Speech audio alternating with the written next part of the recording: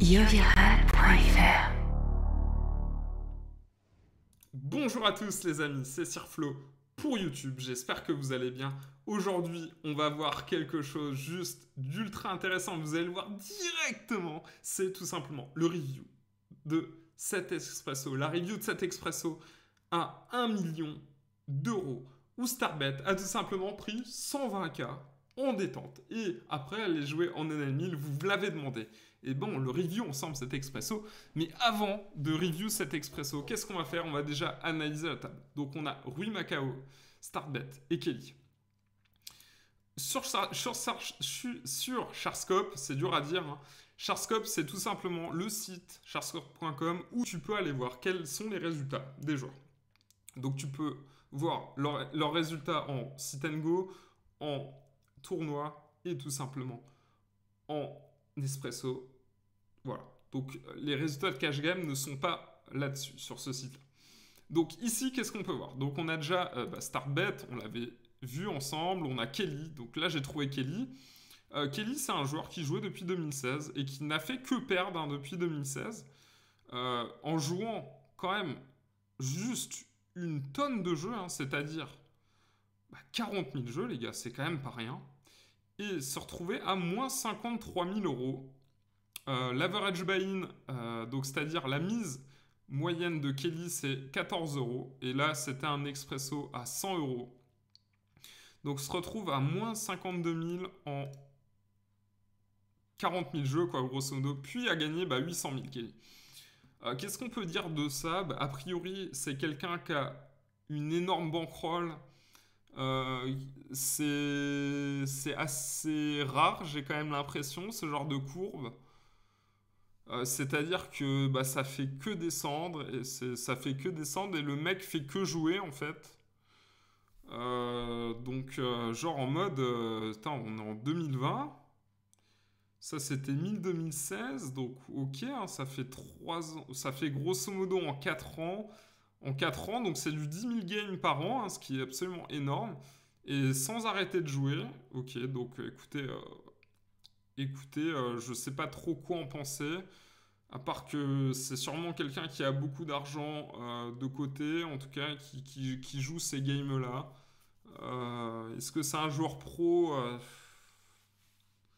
Difficile à dire.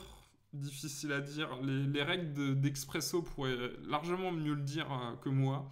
On va aller voir la courbe de Starbet. D'ailleurs, s'il y a des règles d'Espresso, qu'est-ce que vous en pensez de la courbe de Kelly qui a fait que perdre pendant 4 ans?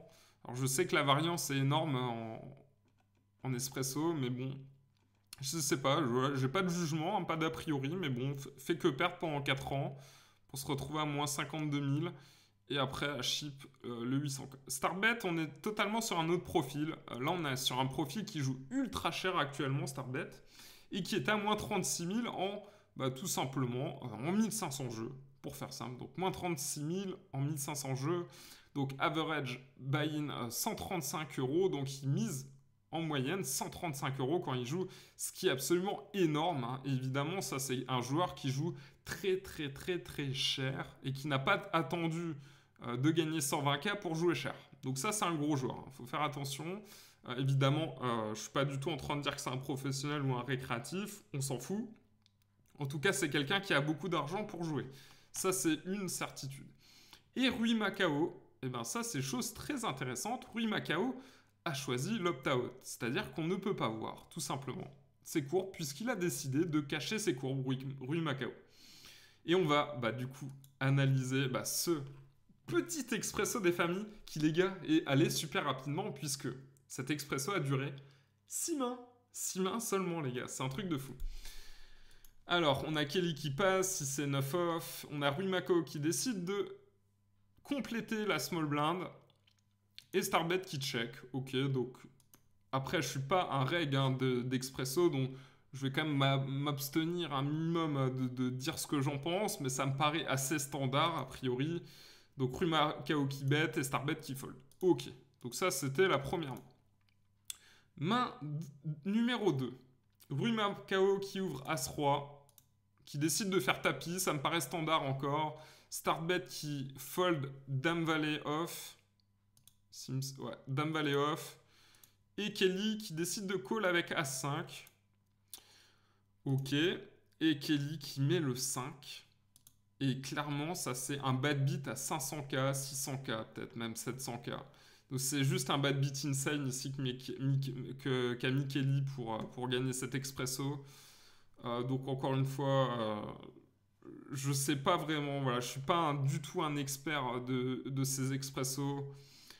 Je sais pas spécialement s'il fallait call ici. Je pense que les règles d'expresso le diraient beaucoup mieux que moi. Mais en tout cas, voilà, ça s'est passé comme ça. Ça, c'est clairement un bad beat qui coûte énormément d'argent à Rui Macao. Clairement, c'est fou ici. S'il se prend pas le 5, ça fait une différence énorme pour lui. Et donc là, on a Rui Macao qui se retrouve automatiquement à tapis en big blind, puisque la big blind est à 30 et il lui reste 20 de tapis, donc il est automatiquement à tapis. Et là, on a Starbet qui open... Ah, pardon. Alors, voilà. Ah non, bah je me trompe dans les boutons en fait. Et on a Starbet. Alors, ça c'est la troisième main, ok. On a Starbet qui open à 60. Et on a Kelly ici qui fait un des moves, honnêtement, que je trouve vraiment très étrange. C'est-à-dire que les deux premières mains ne m'ont pas extrêmement choqué. Je trouvais que c'était à peu près cohérent. Mais là, cette main-là, elle est pour moi assez incohérente. C'est-à-dire que je la trouve bizarre, hein. Je vous dis honnêtement, cette main est bizarre. Elle est réellement bizarre, cette main. Pourquoi ? C'est bon, l'open de Starbet 3x, évidemment, on sait que Starbet, a priori, c'est plutôt un récréatif. En tout cas, on l'a vu en cash game. Donc voilà, il fait des erreurs. A priori, on devrait plutôt faire tapis ici que open à 60. Mais bon, soit. Et là, on a Kelly qui décide de min-raise. Alors là, les gars, on m'a complètement perdu. C'est-à-dire que je ne comprends pas ce que Kelly fait ici. Je ne comprends pas. Donc écoutez, je vous laisserai dire dans les commentaires qu'est-ce que vous en pensez de ce move. Mais moi, a priori, c'est tapis ou tapis ou tapis ici. Mais pas un 3-bet. Alors c'est vraiment très très bizarre ici ce spot. Genre c'est bizarre. Je sais pas, j'ai pas compris ici pourquoi Kelly a fait ça. Et je trouve que cette main est honnêtement très bizarre parce que j'ai l'impression que 100% des personnes ici vont faire tapis. Ou après, sûrement qu'il y en a qui vont fold pour prendre le palier qui était de 40 000 euros. C'est-à-dire que le premier prend 800, le deuxième prend 120 et le troisième prend 80.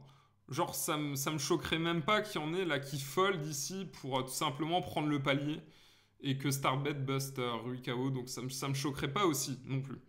Donc en tout cas, il décide de min-raise, ce qui est assez étrange. Hein. On dirait un play vraiment très bizarre. Et Kelly qui décide de faire un 6ème pot au flop. Starbet évidemment qui va pas fold quand il a trouvé top pair. Il foldera jamais de toute façon. Hein. Kelly qui rebet ici très très small. Starbet qui recall. Kelly qui check, Starbet qui fait tapis.